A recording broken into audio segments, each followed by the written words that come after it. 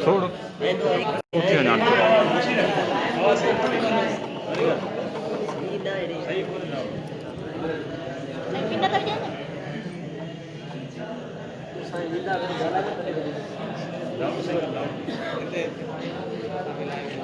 बिस्मिल्लाहिर्रहमानिर्रहीम। दी को ना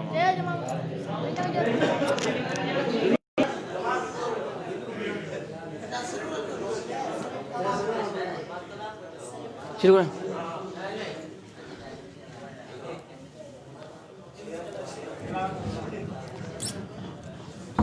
अल्हम्दुलिल्लाहि वहदा वस्सलातु वस्सलामु अला मन ला नबिय्य बअदा अम्मा बाद फ़अऊज़ु बिल्लाहि मिनश शैतानिर रजीम बिस्मिल्लाहिर रहमानिर रहीम। निहायती वाजिबुल एहतराम प्यारा तुलबा साथियों, अस्सलामु अलैकुम व रहमतुल्लाहि व बरकातुहू। जी तव्हांखे मालूम आहे त ही भलारी महफ़िल तरीक़त जे अॻवान, सुन्नत ऐं मारिफत जे आलिम, फितरत जे शाहिर, इमामुल आरिफ़ीन, मुजद्दिद दीन मिल्लत हज़रत पीर सैयद अली गौर शाह बंगले धणी तखल्लुस असगर साईं जिन जे उर्स मुबारक में रखी वई आहे। पाण तमाम बेहतरीन शाइर हुया। पाण हज़रत पीर सैयद सिबगतुल्लाह शाहवर तजर धनी जा 10 नंबर में फर्जंद हुया। पाण अहिड़ी त तरबियत कई, उनके दीनी तहरीम ॾियारी, उनजी शाइरी में एॾी त तासीर हुई, उन्हनि लफ़्ज़नि में एॾा त मोती पिरायल हुया जो अकुल दंग रहिजी थो वञे। पाण जुमे जे ॾींहुं 4 रजबुल मुरज्जब 1231 हिजरी 1816 ईस्वी में गोठ रहीम ॾिने कलोड़े में पैदा थिया। पुरानी दरगाह ते उन जे यादि में ही महफ़िल कोठाई वई आहे। हर बज़म जो आगाज़, हर महफ़िल जो आगाज़ अल्लाह तबारक व तआला जे पाक कलाम सां कयो वेंदो आहे। हाणे मां तिलावत कलाम पाक ॿुधाइण जे लाइ दावत अर्ज़ रखंदुसि। कारी अहमद नवाज़ के जेके अचन पंहिंजे प्यारे आवाज़ में तिलावत ॿुधाई करे असांजे दिलि खे मुनवर फरमाइनि। कारी अहमद नवाज़।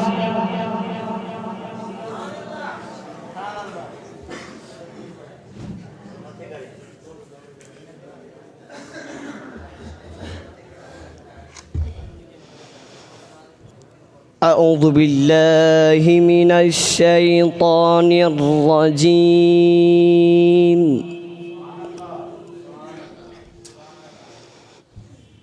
बिस्मिल्लाहिर रहमानिर रहीम।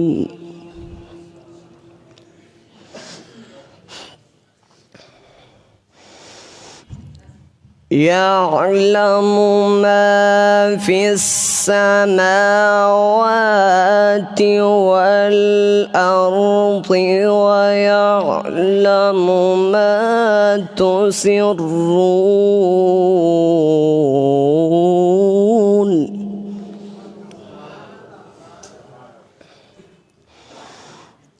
वयअलमु मा तुसिर्रून वमा तुअलिनून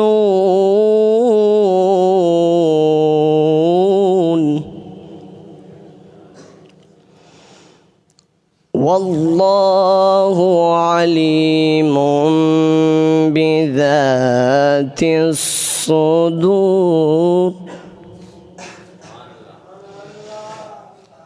वल्लाहु अलीमुम बिज़ातिस सुदूर।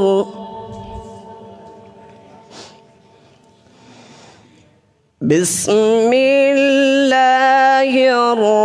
रहमानिर الرحيم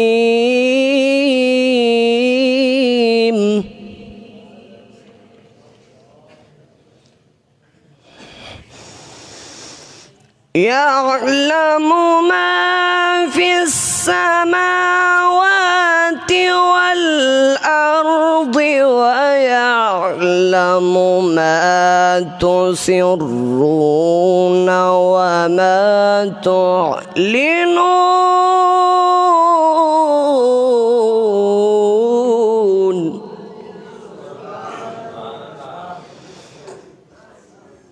والله عليم بذات الصدور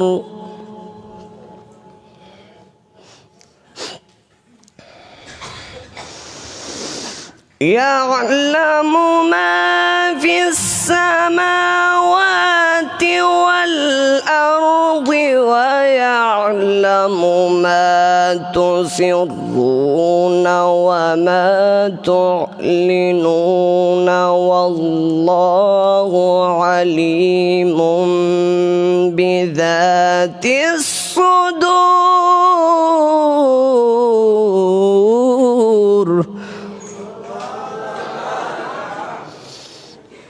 والله عليم بذات الصدور صدق الله العظيم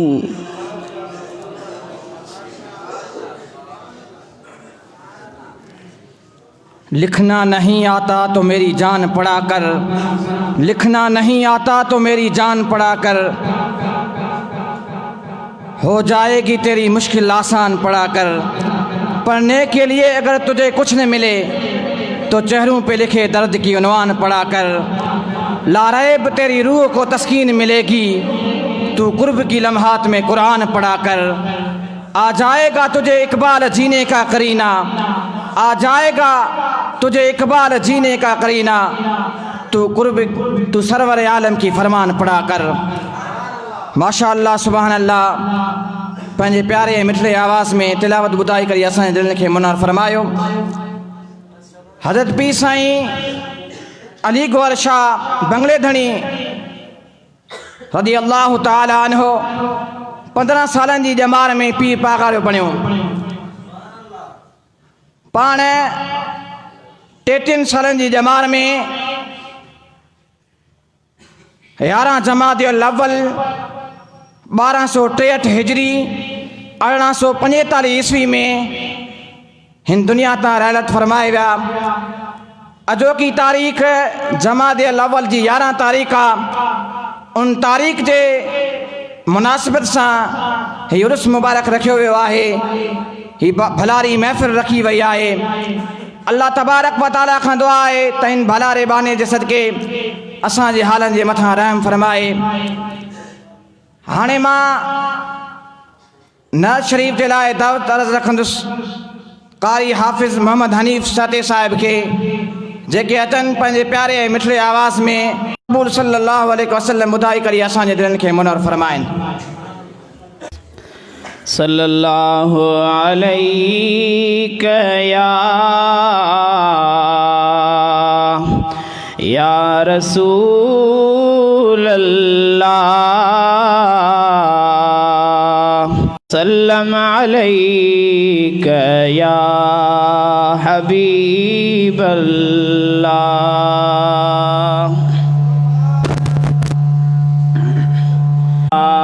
हिक पासे माशूक दुनिया जा, हिक पासे मुझो मदनी ढोलण, हिक पासे माशूक दुनिया जा, हिक पासे मुझो मदनी ढोलण, हिक पासे हिननि हड़नी जूं बोलियूं, हिक पासे हिननि हड़नी जूं बोलियूं, हिक पासे मुझे यार जो बोलण, हिक पासे सुहिणल जा नमूना सब लेकिन और नमूनो अरबिया जो सुहिणल जा नमूना सब लेकिन और नमूनो अरबिया जो सुबहान अल्लाह सब हिक पासे सुबहान अल्लाह सब हिक पासे मुहम्मद जो मुरकण हिक पासे हिनने हड़नी जूं बोलियूं हिक पासे मुझे यार जो बोलण हिक पासे ससुई ऐं पुनल ॿई पोइ विछड़िया पर उहे स मुहम्मद ॾिठो ई न हो ससुई ऐं पुनल ॿई पोइ विछड़िया पर उहे स मुहम्मद ॾिठो ई न हो ससुईअ जा सॾेड़ा हिक पासे ससुईअ जा सॾेड़ा हिक पासे उहे सॼो रोअण हिक पासे हिननि हड़नी जूं ॿोलियूं हिक पासे मुंहिंजो मदनी ढोलण हिक पासे ओ इन चंद्र सगोरे जी न चली अमा आमिना साइणे जे चंद्र सां ओ इन चंद्र सगोरे जी न चली अमा आमिना साइणे जे चंद्र सां हिन चंद्र जी चोॾहीं हिक पासे हिन चंद्र जी चोॾहीं हिक पासे हुन चंद्र जो भेरण हिक पासे माशूक दुनिया जा हिक पासे मुंहिंजो मदनी ढोलण हिक पासे ऐं साईं गार में हा पोयूं ॻोल्हिनि पिया सभु पंहिंजे पंहिंजे मक़सद लाइ है साईं गार में हा पोयूं ॻोल्हिनि पिया सभु पंहिंजे पंहिंजे मक़सद लाइ अबू जहल जो ॻोल्हण हिक पासे अबू बकर जो ॻोल्हण हिक पासे हिननि हड़नी जूं ॿोलियूं हिक पासे मुंहिंजे यार जो ॿोलण हिक पासे ओ हिन हुन सां हुज़ूर जे वसफ़ुल जी ओ गुलाम नबी भाऊ भेट न कर ओ हिन हुन सां हुज़ूर जे वसफ़ुल जी ओ गुलाम नबी भाऊ भेट न कर ईअं चओ त खुदाई हिक पासे ईअं चओ त खुदाई हिक पासे हिन जो हिकिड़ो गुण हिक पासे माशूक दुनिया जा हिक पासे मुंहिंजो अरबी ढोलण हिक पासे हिननि हड़नी जूं ॿोलियूं हिक पासे मुंहिंजे यार जो ॿोलण हिक पासे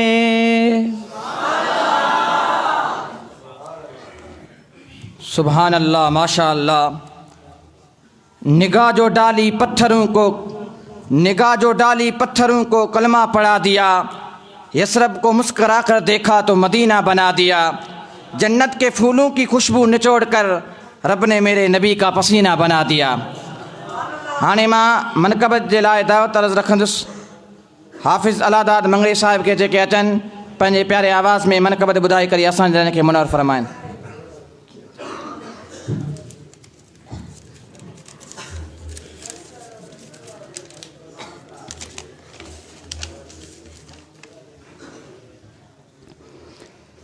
सल्लल्लाहु अलैका या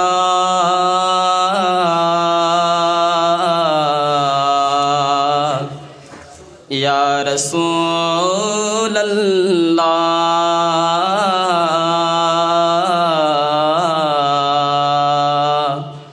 वसल्लम अलैका या हबीब अल्लाह सल्लल्लाहु अलैका या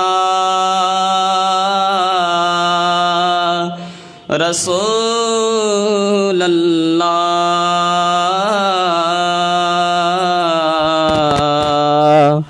वसल्लम अलैका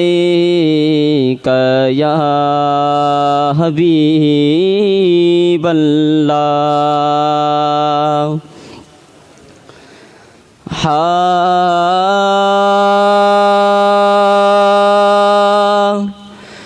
सदे को वञाए मुंहिंजा सुहारा, सदे को वञाए मुंहिंजा सुहारा, वावा भूरल भिज पागारा, वावा भूरल भिज पागारा, सदे को वञाए मुंहिंजा सुहारा, सदे को वञाए मुंहिंजा सुहारा, वावा भूरल भिज पागारा, वावा भूरल भिज पागारा।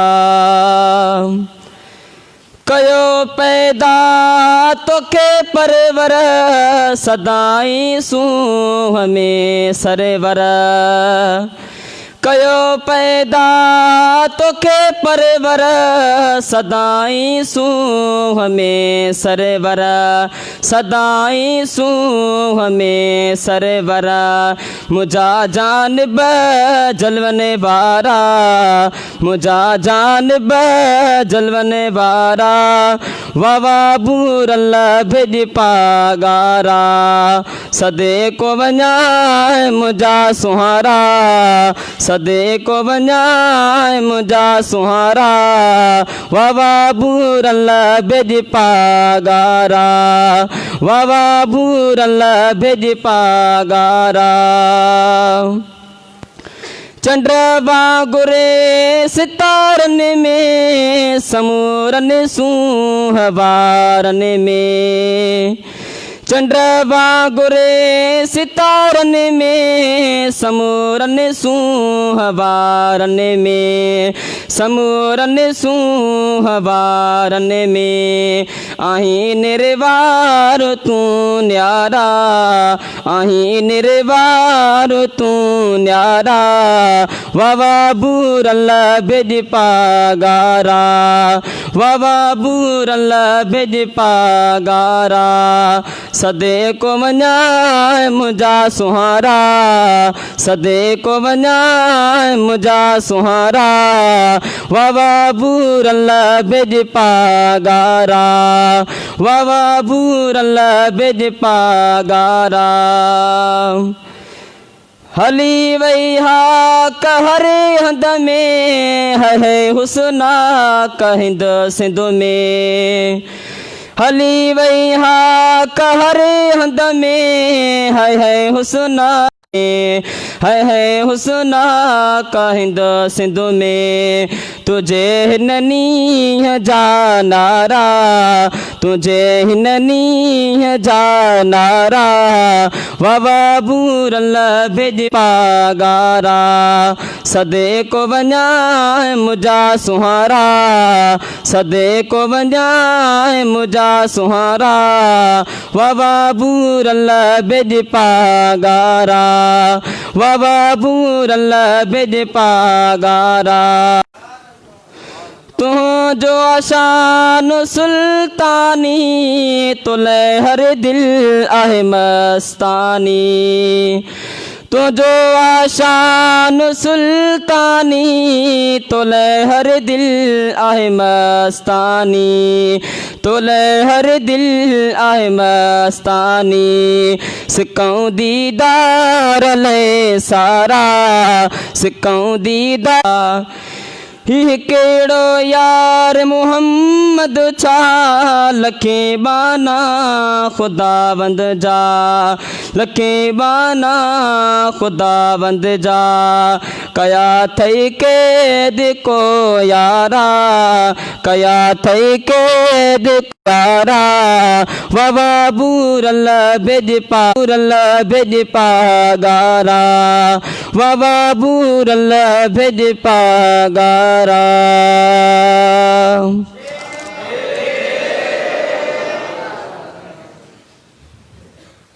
बोल महेसर तुंजा बाझारो बी शया बोल महेसर तुंजा बाझारो बी शया पीर सवें पर मुंहिंजो पुनल पागारो बी शया। हाणे मां मुख़्तसर खिताब जे लाइ दावत रखंदुसि अल्लामा व मौलाना मौलवी हाफ़िज़ शौकत अली सुमरी साहिब खे जेके अचनि पंहिंजे प्यारे ऐं मिठड़े आवाज़ में खिताब ॿुधाए करे असांजे दिलनि खे मुनवर फ़रमाइनि।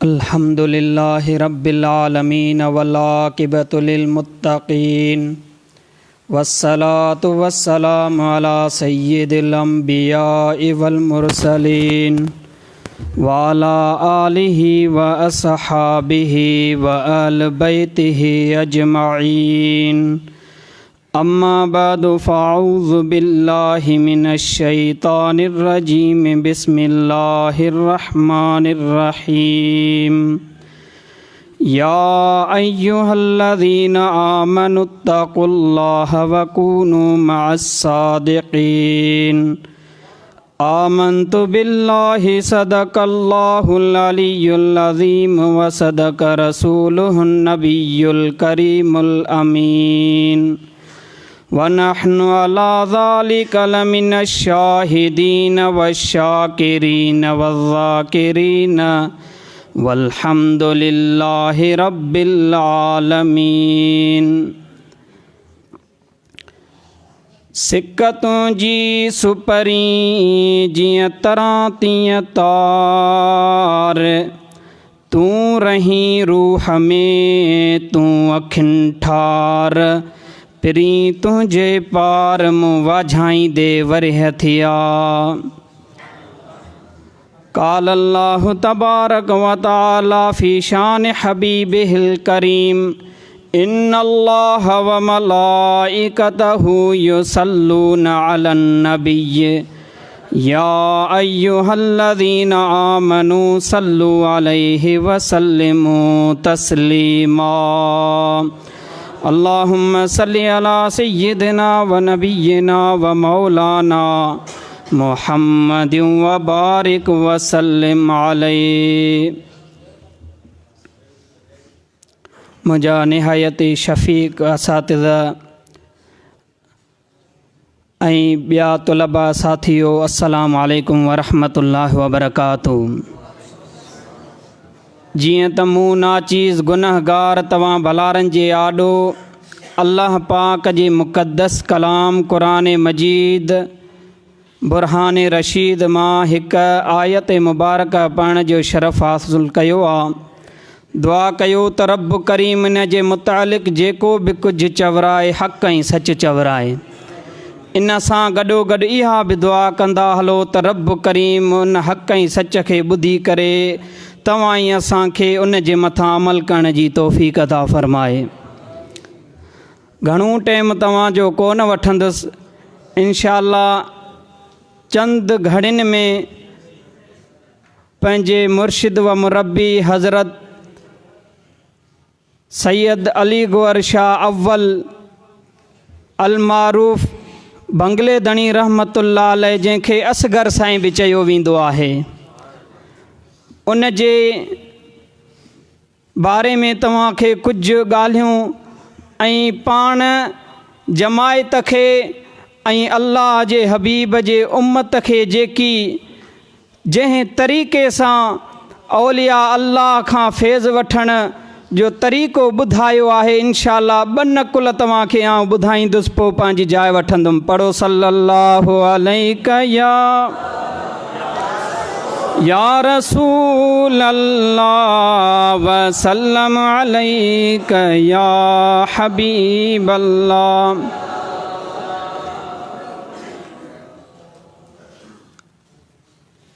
साईं जन जे विलादत जी तारीख़ ऐं विसाल मुबारक जी तारीख़ बि तव्हांखे असांजे साथी बशीर अहमद ॿुधाई। बसि हाणे तव्हांखे आउं नकुल बयानु करे ॿुधाईंदुमि, इंशा अल्लाह ताला। उन खां पोइ असांजा असातिज़ तव्हांखे घणो कुझु साईं जे बारे में ॿुधाईंदा। अल्लाह ताला फरमायो, या अय्युहल्लज़ीना आमनुत्तकुल्लाह वकूनू मअस्सादिकीन। ए ईमान वारो, अल्लाह खां डिॼो ऐं सचनि सां गॾु थी पओ।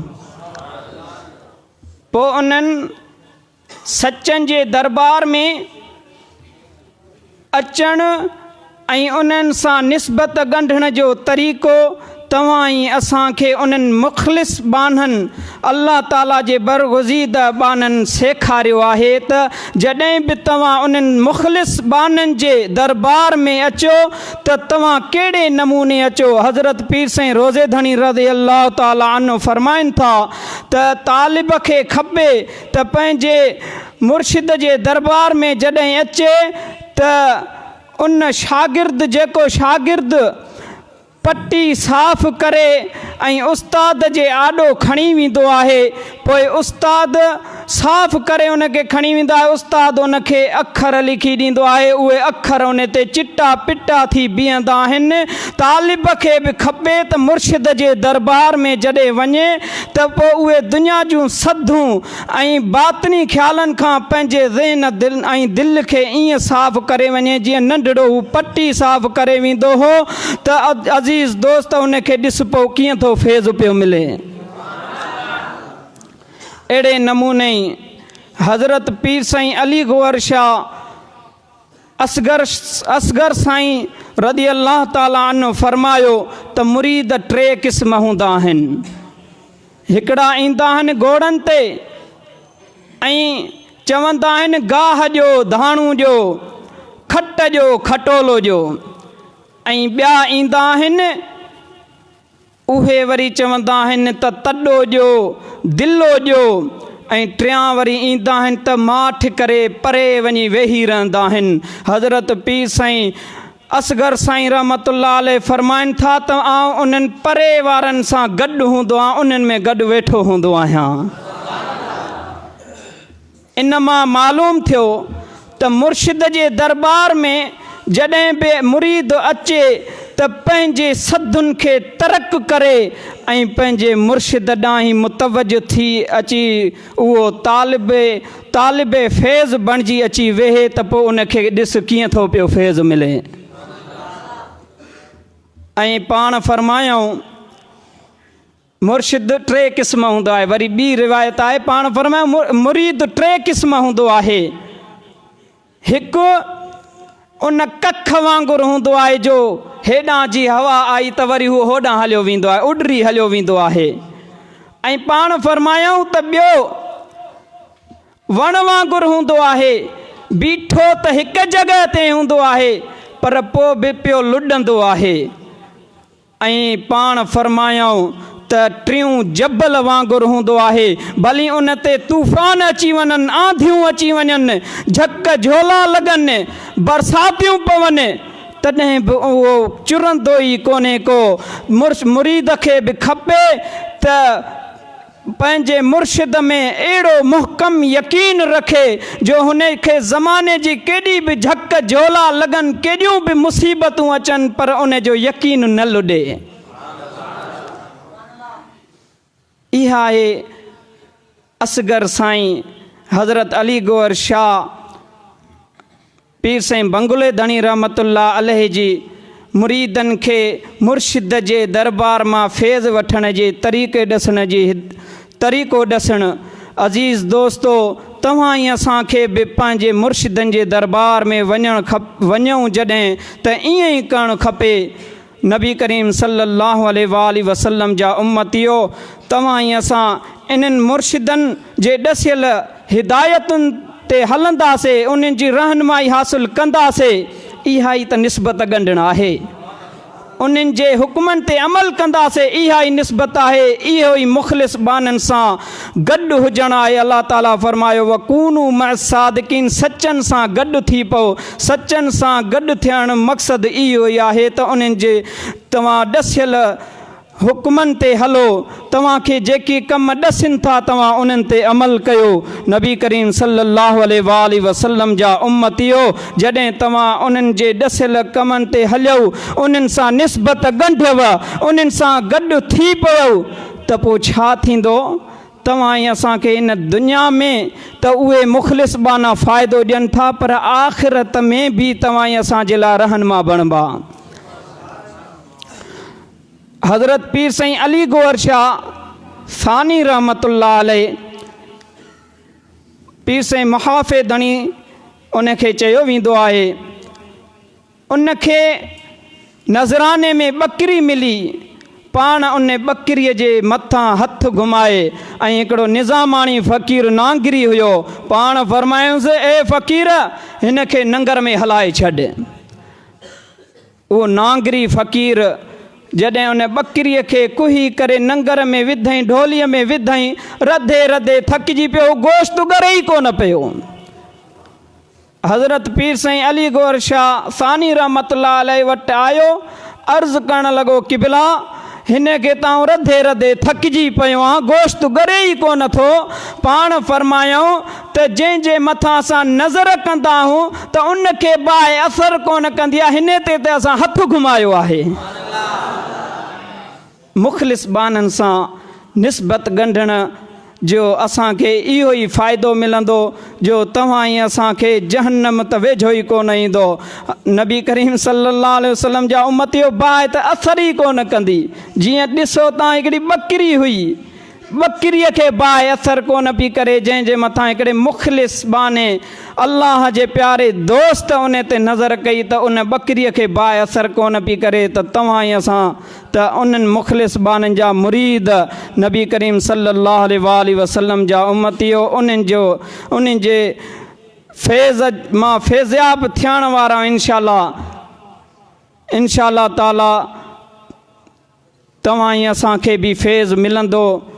पर तरीक़ो इहो ई आहे जेको तव्हां ऐं असांखे हज़रत पीर साईं असगर साईं ॿुधायो आहे, इहो असां इख़्तियार कंदासीं, इंशाअल्लाह ताला तव्हां ऐं असांखे बि फैज़ मिलंदो। आमीन या रब्बल आलमीन।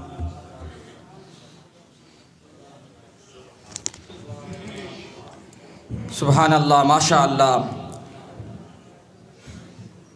शुक्र जो सरदार खे परवर ॾिनी पैगुंबरी, शुक्र जो सरदार खे परवर ॾिनी पैगुंबरी, कोनैन जे कादिर ॾिनी सालार खे या सरवरी।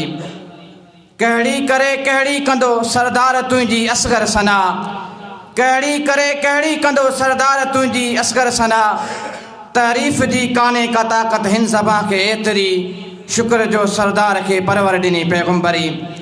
हाणे मां ख़िताब जे लाइ मुअद्दिबाना दावत रखंदुसि फाज़िल नौजवान हज़रत अल्लामा व मौलाना साईं अब्दुस्सबान सुभान सिकंदरी दामत बरकातुहुम लालिया जन खे, जेके अचनि पंहिंजे ख़्यालनि में वज़ार फरमाइनि। नारे तकबीर, नारे रिसालत, नारे तहक़ीक़, नारे तहक़ीक़, नारे पीर, नारे विलायत।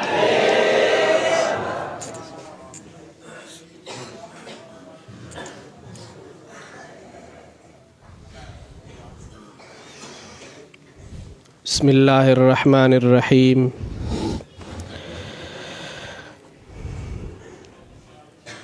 नहमदुहु व नुसल्ली व नुसल्लिमु अला हबीबिहिल करीम, अम्मा बाद। फ़अऊज़ु बिल्लाहि मिनश शैतानिर रजीम। बिस्मिल्लाहिर्रहमानिर्रहीम।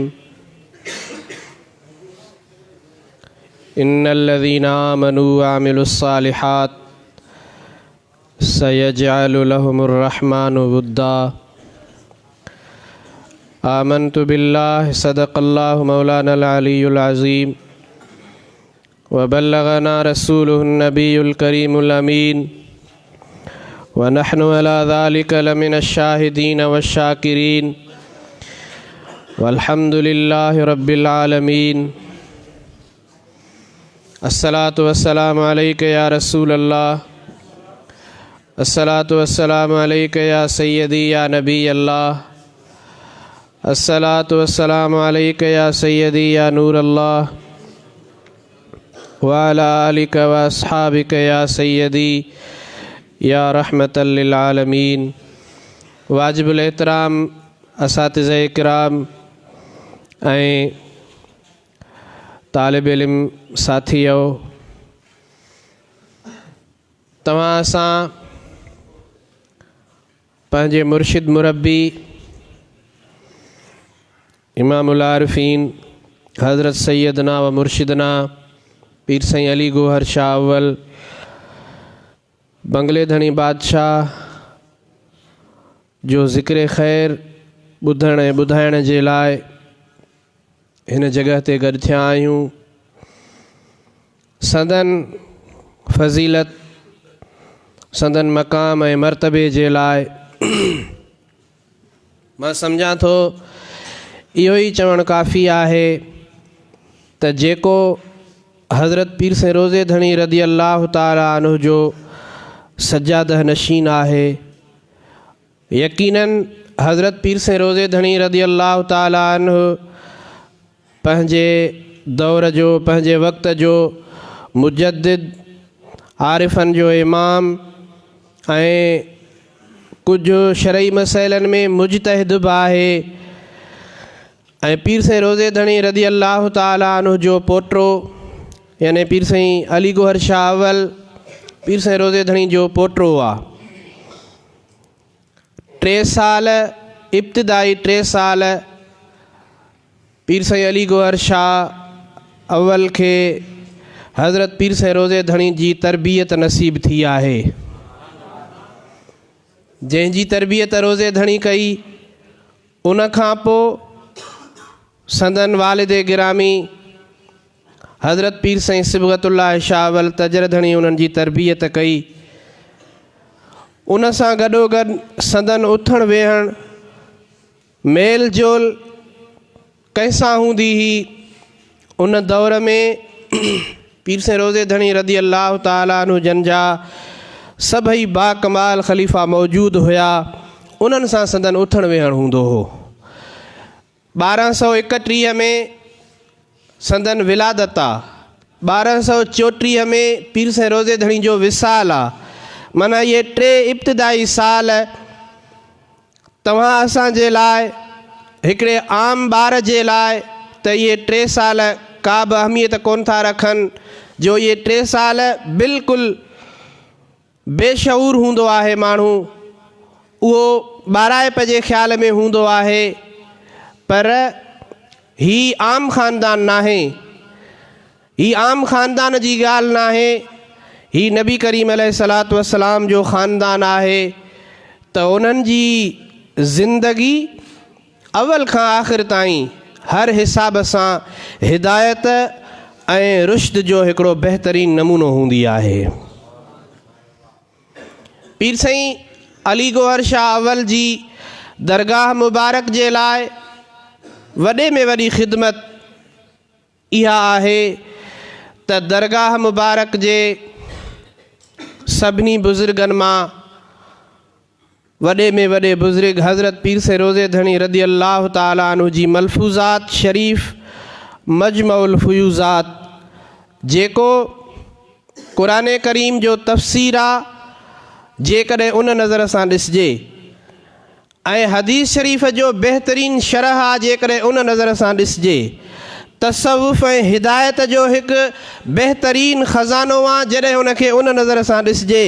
इहो अहिड़ो किताब पीर साईं अली गोहर शाह अव्वल बंगले धणी जी तरबियत में लिखियो वियो आहे।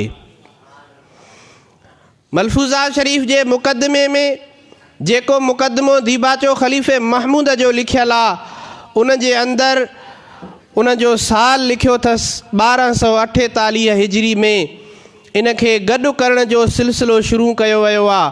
घणे भाङे त मलफूज़ा शरीफ़ जे अंदरि उहो मवाद आहे जेको ख़लीफ़े महमूद जे सीने में सांढियल हो। बाक़ी ॿियो मवाद जेको ॿिया उन वक़्त जा पीर साईं रोज़े धणी जा ख़लीफ़ा हुया उन्हनि वटि महफ़ूज़ हुयो, उन्हनि खां गॾु कयईं। गॾु ख़लीफ़े महमूद कयो। मुरतिब उन जो ख़लीफ़ो महमूद आहे, सहेड़ींदड़ ख़लीफ़ो महमूद आहे, पर निगरानी पीर साईं बंगले धणी जी आहे। इहा मलफूज़ात शरीफ़ दरगाह शरीफ़ जी वॾे में वॾी तारीख़ आहे। दरगाह शरीफ़ जो वॾे में वॾो असासो ऐं ख़ज़ानो आहे। उन खां पोइ वरी अचूं था पीर साईं सिबगतुल्लाह शाह अवल तजर धणी बादशाह ते। उन जी मलफूज़ात ख़ज़ानतुल मारिफ़त आहे, उन जी मकतूबात ख़ज़ानतुल असरार आहे। इहे ॿई शाहकार किताब, इहे ॿई बहितरीन किताब, इन्हनि जो जामे, इन्हनि जो सहेड़ींदड़ ख़ुदि पीर साईं बंगले धणी असगर बादशाह आहे। ज़ाहिर आहे त वॾे में वॾो ख़ज़ानो, वॾे में वॾी मिल्कियत कंहिं बि दरगाह जी, कंहिं बि इदारे जी उन जो किताब हूंदो आहे। ऐं किताब जे अंदरि सही तारीख़ मौजूदु हूंदी आहे, सही मवाद मिलंदो आहे। पीर साईं बंगले धणी बादशाह जूं वॾे में वॾियूं इहे ॿ ख़िदमतूं आहिनि। 1248 हिजरी में ख़लीफ़े महमूद जे हथां मलफूज़ा शरीफ़ गॾु थी निगरानी पीर साईं बंगले धणी जी हुई। 1255 में 1255 हिजरी में ख़ज़ानतुल मारिफ़त गॾु थी। ऐं इहो गॾु करण वारो कमु ख़ुदि पीर साईं बंगले धणी पाण कयो। डॉक्टर नबी बख्श बलोच लिखे थो त ख़ज़ानतुल मारिफ़त जे तारुफ़ जे लाइ ॿी का ॻाल्हि कोन थी करे सघिजे। ख़ज़ानतुल मारिफ़त जी अहमियत ऐं इफ़ादियत जे वास्ते ही ॿ लफ़्ज़ काफ़ी आहिनि त इरशादात ऐं अक़वाल हिकिड़े पीर पागारे जा ऐं उन्हनि खे गॾु करण वारो ॿियो पीर पागारो। अहिड़े नमूने सां वरी जेकॾहिं पीर साईं बंगले धणी बादशाह जी ॿी ख़िदमत ॾिसूं था, उन ते नज़र विझूं था त इहा आहे त ही मौजूदा दरगाह जेका तव्हां असांजे साम्हूं आहे, इन जो बानी, इन जो मुअसिस पीर साईं बंगले धणी बादशाह आहे। 1246 हिजरी रमज़ानुल मुबारक जे 6 तारीख़ पीर साईं तजर धणी जो विसाल मुबारक थियो। 15 सालनि जी उमिरि में पीर साईं बंगले धणी सजादा नशीन थिया। ऐं रोज़े धणी खां वठी करे मौजूदा पीर साईं बादशाह ताईं जेके बि सजादा नशीन थिया, उन्हनि जी उमिरि ते जेकॾहिं सरसरी नज़र विझूं था त नंढे में नंढी उमिरि सजादा नशीन थियण वक़्तु पीर साईं तख़्त धणी जी आहे, जेका 5 साल बि मुकमल पूरी न आहे। ॿिए नंबर ते नंढे में नंढी उमिरि जेका आहे उहा पीर साईं बंगले धणी जी आहे। 15 सालनि जी उमिरि में पीर पागारो बणियो आहे। आम तौर ते जेकॾहिं तव्हां ॾिसो, तव्हां बि मुआशिरे में उथो वेहो था, 15 सालनि जी उमिरि जो ॿारु कंहिं घर जो अॻुवाण थींदो आहे त उनखे काफ़ी मसइला दरपेश ईंदा आहिनि, उन खां काफ़ी ग़लतियूं थींदियूं आहिनि, उन खां काफ़ी कमियूं कोताहियूं थींदियूं आहिनि। पर ही उहो नूरानी ख़ानदान आहे जंहिं ख़ानदान जे मथां नबी करीम अलैहिस्सलातु वस्सलाम जी नज़र हर वक़्तु आहे ऐं अल्लाह तबारक व तआला जी मदद हर वक़्तु उन्हनि सां शामिल हाल आहे। त उन पीर पागारे 15 सालनि जी जवानी खां दरगाह मुबारक ऐं जमायत जी तरक़ी जे लाइ उहे क़दम खयां। 17 साल पागारो रही 32 सालनि जी फूह जवानी में हिन जहान खे अलविदा करे पंहिंजे पोयां उहे आसार छॾिया, पंहिंजे पोयां उहे ॻाल्हियूं छॾियूं जेके हिन दरगाह मुबारक जे तारुफ़ जे लाइ हिकु बहितरीन ज़रियो साबित थियूं। शाइर हुजण सां गॾोगॾु पीर साईं बंगले धणी बादशाह वॾी ॻाल्हि इहा आहे त फ़ारसी जो ॼाणू, अरबी जो ॼाणू, सिराइकी ज़ुबान ते दस्तरस तंहिं हूंदे बि पीर साईं बंगले धणी पंहिंजी शाइरी जो इज़हार सिंधी शाइरी में कयो। ऐं उहा शाइरी का ईअं ग़ैर मायारी शाइरी या ईअं हल्के तबिके जी नाहे, बल्कि संदन शाइरी अहिड़ी आहे जो काफ़ी सिंध जा शाइर हिन वक़्तु मुंहिंजे साम्हूं नाला अचनि था त उन्हनि पीर साईं बंगले धणी जी शाइरी मां तरीक़ो वरितो, उन तरीक़े मुताबिक़ पंहिंजी शाइरी खे अॻिते हलायो। सितम ज़रीफ़ी इहा आहे त उन्हनि जे शाइरनि खे वॾनि वॾनि मुशाइरनि में पेश कयो थो वञे ऐं उन्हनि शाइरनि खे इंटरनेशनल दुनिया लेवल जो शाइर साबित कयो थो वञे, पर उन्हनि जो जेको उस्ताद आहे उन्हनि शाइरनि जंहिं शाइर खां नमूनो वरितो आहे उन जो केर बि नालो कोन थो वठे।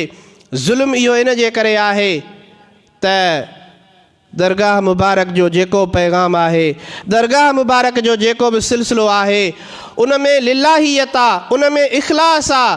कंहिंजे अॻियां शो शा करण जी ज़रूरत कोन्हे का, कंहिंजे अॻियां उनखे हरू भरू वॾे पाए ते वठी वञिणो कोन्हे को। पर डॉक्टर नबी बख्श बलोच लिखे थो त माण्हुनि चयो मुहक़िक़नि, आम माण्हुनि बिना मुहक़िक़नि लिखियो त कादिर बख्श बेदुल जंहिंजी रोड़ी में दरगाह आहे उहो पीर साईं बंगले धणी जो उस्ताद आहे। डॉक्टर नबी बख्श बलोच अल्लाह ताला उन ते रहमतूं करे अहिड़ो ज़बरदस्त नमूने सां इन ॻाल्हि जो रद्द लिखियो अथई जो मां सम्झां थो को माण्हू तासुब जी ऐनक लाहे करे ऐं ग़ैर जानिबदाराना थी करे उनखे ॾिसंदो त वाक़ई उन जे साम्हूं इहा हक़ीक़त खुली वेंदी त कादिर बख्श बेदुल पीर साईं जो उस्ताद न आहे, पर पीर साईं जी सुहबत खां ऐं पीर साईं जी शाइरी खां मुतासिर थी करे ऐं उन पंहिंजी शाइरी खे अॻिते हलायो आहे, जंहिंजी शाइरी अॼु ख़ूब ॻाई वॼाई वञे थी। ऐं पीर साईं बंगले धणी बादशाह जी शाइरी का आम कोन्हे का, पर अॼोके दौर में उन शाइरी खे सम्झण जे लाइ बि इल्म ऐं सम्झ जी ज़रूरत आहे।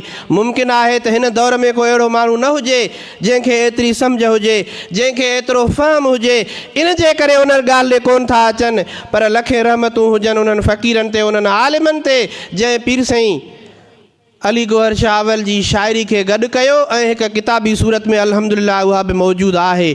अर्ज़ु पे कयुमि त पीर साईं बंगले धणी बादशाह जूं वॾे में वॾियूं इहे ॿ ख़िदमतूं आहिनि। हिकु त इल्मी असासो, इल्मी ख़ज़ानो असां वटि मौजूदु आहे, उहो बि मुकमल जेको कमु आहे पीर साईं बंगले धणी बादशाह खां थियो आहे। ऐं मौजूदा दरगाह जो बुनियादु रखणु ऐं इहो बुनियादु बि ऐं इहो दरगाह मुबारक खे पुराणी दरगाह खां हेॾे मुंतक़िल करणु इहो बि रुगो पंहिंजी राय सां न। 19 साल उमिरि आहे, 4 साल थिया आहिनि जो पीर साईं सजादा नशीन थियो आहे। वॾे में वॾो इहो माना मसइलो थियो त हाणे पुराणी दरगाह खे हर शइ खे उते छॾे करे सॼो नओं सिस्टम पियो करिणो पवे। त पीर साईं बंगले धणी बादशाह उन्हनि ख़लीफ़नि सां बि सलाह मशवरा कया जेके उन वक़्तु मौजूदु हुया। ख़लीफ़ो महमूद बि हुयो, फ़क़ीर अब्दुल्लाह कात्यार बि हुयो, ख़लीफ़ो नबी बख्श बि हुयो, ख़लीफ़ो मियाँ लुकमान बि हुयो, जेके पीर साईं रोज़े धणी जा वॾा वॾा ख़लीफ़ा हुया सभु मौजूदु हुया। उन्हनि सां सलाह मशवरा त थिया, पर उन दौर में जेके मंझल दरगाहूं हुयूं उन्हनि जा गादी नशीन दावत ॾिना विया, उहे आया। उन दौर जा जेके आलिम हुया उन्हनि खां शरई तौर ते पीर साईं बादशाह फ़तवा वरिती, शरई तक़ाज़ाऊं पूरियूं करे उन खां पोइ उन दरगाह खे छॾे करे मजबूरी जे करे हिन दरगाह ते आया। ऐं हुस्न इत्तिफ़ाक़ आहे मलफूज़ात मजमुअ लफ़ूज़ात जे अंदरि हिकिड़ो नकुल आहे त आख़िर उतां त लॾे करे हिन दरगाह ते हिते आया, पर हिन जॻह ते छो आख़िर इहा दरगाह थी? विच ते ॿिया बि ॻोठ हुया, विच ते ॿिया बि इलाइक़ा हुया, अञा अॻिते वञनि हा, कंहिं ॿिए पासे वञनि हा, आख़िर इन जाइ जो इंतिख़ाब छाजे करे थियो आहे? मलफूज़ात शरीफ़ में पीर साईं रोज़े धणी जी मलफूज़ात में अचे थो, इहो बि अजीब इंतिख़ाब आहे त पीर साईं रोज़े धणी पंहिंजी हयाती मुबारक में इन जॻह खे पसंदि फ़रमाए विया हुआ, इन जे करे इन जॻह जी चूंड थी आहे। आख़िर में ॿिए जिल्द में मलफूज़ात में नकुल हूंदो पीर साईं जन जी फ़ज़ीलत जे मुतलिक़ जेको फ़सुल आहे, मां सम्झां थो त उन जे अंदरि आहे त पीर साईं जन सफ़र तां मोटिया, जिते बंगलो ठहियलु आहे, बंगले जे सहन में इते ॻोठ हो ऐं जिते रोज़ो शरीफ़ आहे इते ख़ाली मैदान हुयो। उन मैदान में अची पीर साईं जन पंहिंजूं सुवारियूं लाथियूं, जमायत वेठी, कुझु देरि कुझु वण हुया, उन्हनि जी छांव में कुझु सुकून वरितऊं। अहिड़े क़िस्म जी रिवायत आहे। पीर साईं बादशाह पीर साईं रोज़े धणी पाण इरशाद फ़रमायो त ॾाढी हीअ रहण जे लाइ भली जाइ आहे। कदुरदान ऐं आलिम लिखनि था त पीर साईं जन जे इन्हनि अल्फाज़नि जे करे इहो हुस्न इत्तिफ़ाक़ आहे त इन दरगाह जी चूंड थी जो ख़ुदि रोज़े धणी पाण इन जॻह खे चूंडे विया हुआ। अल्लाह तबारक व तआला उन महबूब मुर्शिद जे मज़ार पुर अनवार ते किरोड़ा रहमतूं नाज़िल फ़रमाए। अल्लाह ताला तव्हां असां सभिनी खे संदन तालीमात मां फ़ैज़ ऐं बरकत हासिल करण जी तौफ़ीक़ अता फ़रमाए। वमा तौफ़ीक़ी इल्ला बिल्लाह व आख़िर दावाना अनिल हम्दुलिल्लाहि रब्बिल आलमीन।